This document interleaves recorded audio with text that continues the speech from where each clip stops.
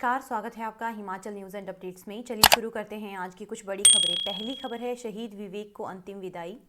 हिमाचल के शहीद विवेक का पार्थिव शरीर जैसे ही तिरंगे में लिपटा उनके पैतृक गांव ठेहड़ू में पहुंचा, चीख पुकारों से हर कोई सन्न रह गया। पिछले 2 दिन से बेसुध मां आस लगाए बैठी थी तो पत्नी टकटकी लगाए शहीद पति की राह देख रही थी। घर पहुंचते ही भारत माता की जय के उद्घोष शुरू हो गए और विवेक अमर रहे की गूंज दूर दूर तक सुनाई दे रही थी। शहीद के घर सुबह से ही लोगों का हुजूम लगना शुरू हो गया था। विवेक का पार्थिव शरीर सुबह 11:15 बजे वायुसेना के चॉपर से गग्गल एयरपोर्ट पहुंचा। इसके बाद पार्थिव देह को सेना के वाहन से घर तक लाया गया। जहां जहां से यह वीर जवान गुजरा, फूलों की बरसात होती रही। पैतृक गांव से कुंजेश्वर महादेव शमशान घाट ले जाया गया और जहां पर पूरे सैन्य सम्मान के साथ अंतिम विदाई दी गई। विवेक के छोटे भाई सुमित ने उन्हें मुखाग्नि दी। जहां सरकार में मंत्री रहे सरवेन चौधरी, विधायक रविंद्र धीमान, पूर्व विधायक यादविंदर गोमा और मुकेश अग्निहोत्री भी शामिल हुए। अगली खबर है पुलिस पे बैंड पर विपक्ष का वॉकआउट। पुलिस पे बैंड के विवाद पर विधानसभा में शीतकालीन सत्र के दूसरे दिन खूब हंगामा हुआ। शनिवार को सदन की कार्रवाई शुरू होने पर प्रश्नकाल से पहले कांग्रेस विधायक जगत सिंह नेगी ने सदन में यह मामला उठाया। पहले विधानसभा अध्यक्ष ने उन्हें प्रश्नकाल तक मनाने की कोशिश की, लेकिन वह नहीं माने। इसके बाद विधानसभा अध्यक्ष विपिन परमार ने कहा कि कांग्रेस विधायकों जगत सिंह नेगी, नेता प्रतिपक्ष मुकेश अग्निहोत्री और नंदलाल और मोहनलाल ब्राक्टा की तरफ से उन्हें नियम 67 के तहत काम रोको प्रस्ताव मिला है। इसमें पुलिस कर्मचारियों में व्याप्त रोष को लेकर सदन में तुरंत चर्चा की मांग की गई है। विधानसभा अध्यक्ष ने कहा कि इस विषय पर 13 दिसंबर को मॉनसून सत्र का स्थगित प्रश्न लगा है। इस सवाल के जवाब के दौरान जितने भी अनुपूरक प्रश्न होंगे वह पूछे जा सकेंगे, इसीलिए इस विषय पर काम रोको प्रस्ताव नियम अनुसार नहीं बनता है।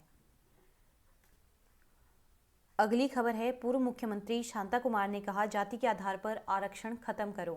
हिमाचल प्रदेश के पूर्व मुख्यमंत्री शांता कुमार ने कहा कि जाति आधारित आरक्षण को तुरंत समाप्त किया जाना चाहिए, नहीं तो धर्मशाला जैसा आंदोलन अब पूरे देश में होगा और ऐसे महत्वपूर्ण आंदोलन का वह पूरी तरह से समर्थन करेंगे।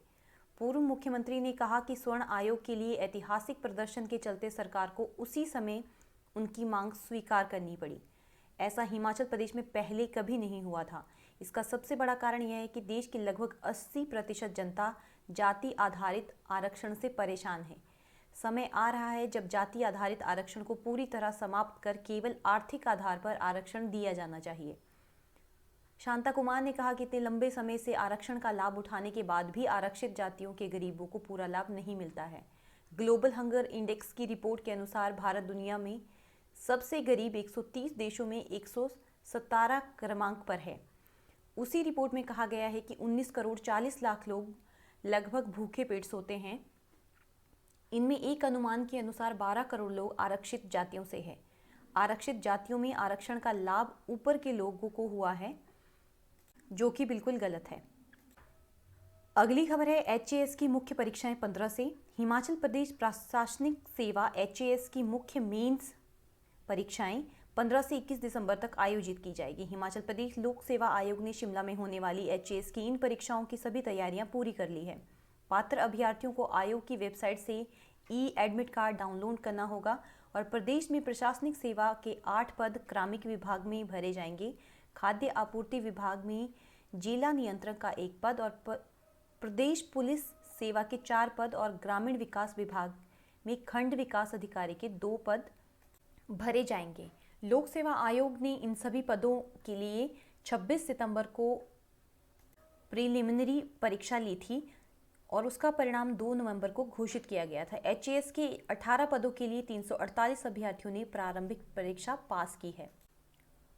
अगली खबर है कुल्लू के सैंज घाटी में भीषण अग्निकांड। हिमाचल प्रदेश के कुल्लू जिले की सैंज घाटी के मझाण में शनिवार को हुए अग्निकांड में 27 घर, 26 गौशालाएं और 2 मंदिर जलकर राख हो गए। अग्निकांड इतना भयानक था कि लोग तन पर पहने कपड़ों के अलावा और कुछ नहीं बचा पाए। आंखों के सामने ही अपना आशियाना जलता देख ग्रामीण बिलखते रहे। गांव के लोग चीख पुकार मचाते रहे, लेकिन लोग मदद के लिए एक दूसरे को पुकारते रहे, लेकिन मदद के लिए कोई नहीं मिला।